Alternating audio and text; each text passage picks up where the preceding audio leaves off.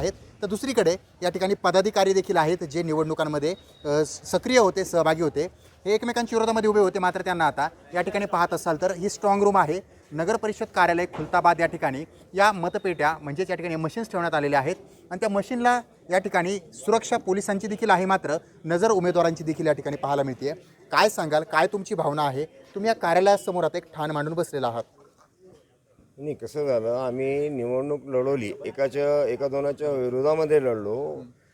पण आता आज शासनाचा जे निर्णय आलाय त्या निर्णयामुळे आम्हाला एक नवीन काम लागलंय आणि आम्ही 20 दिवस 25 दिवस तर निवडणुकामध्ये आम्ही रंग पळत फिरलो। आता हे 21 दिवस आणखीन एक आम्हाला काय शिक्षा झालेली, बरं, समजलं का? आणि आता एक नवीन ड्युटी लागली आणि आमचे 2 महिने असेच गेले। ते शासनाला जिथे एलिगेशन होतं त्यांनी तिथे करायला पाहिजे होतं ते स्टे। आता आमच्याकडे एलिगेशनच नाही, आमचं रिझल्ट द्यायला पाहिजे होतं त्यांनी। आता एक नवीन काम लागलं, आम्हालाही लागलं आणि शासनालाही लागलं। शासनाचाही पोलीसवाले, त्यांचे अधिकारी, त्यांचा खर्च वाढलेला आहे। यात नुकसान होतंय। आता हे एकमेकांच्या विरोधामध्ये उभे होते, निवडणूक लढली त्यांनी। काय सांगाल, विरोधक आहे तुमच्यासोबत त्या ठिकाणी राखण बसलाय, राखण थांबतात, काय तुमची भावना? सगळे मिळून आम्हाला इथं राखण करायच लागणार आहे ना। ACM मशीनच आमच्या इथं आहे ना। 20 दिवस आता सांभाळायचे म्हटलं तर आमचे बी 4-4, 8-8 तासाला फिरून माणसं पाठवा लागेल, कार्यकर्ते येतील, बघतील, रात्री बघा लागेल, दिवसा बघा लागेल।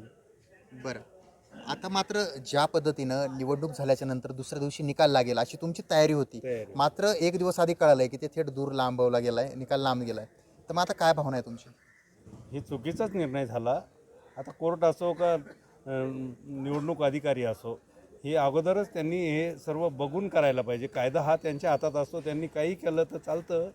आता पब्लिकची परेशानी याच्यामध्ये, उमेदवाराची परेशानी याच्यामध्ये। बरं, आपण पाहत असाल हे दोघंही उमेदवार लहानपणीचे मित्र आहेत, मात्र दोघंही एकमेकांच्या विरोधामध्ये उभे राहिलेले होते।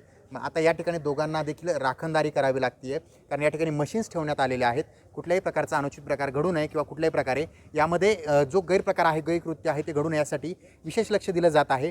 तर दुसरीकडे या ठिकाणी सुरक्षा रक्षक जे आहे ते देखील तैनात करण्यात आलेले आहेत।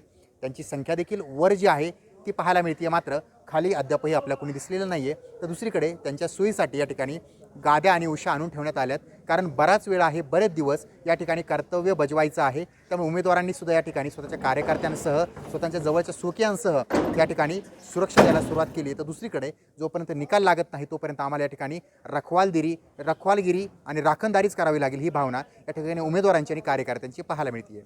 सचिन बडे, लोकशाही मराठी, छत्रपती संभाजीनगर।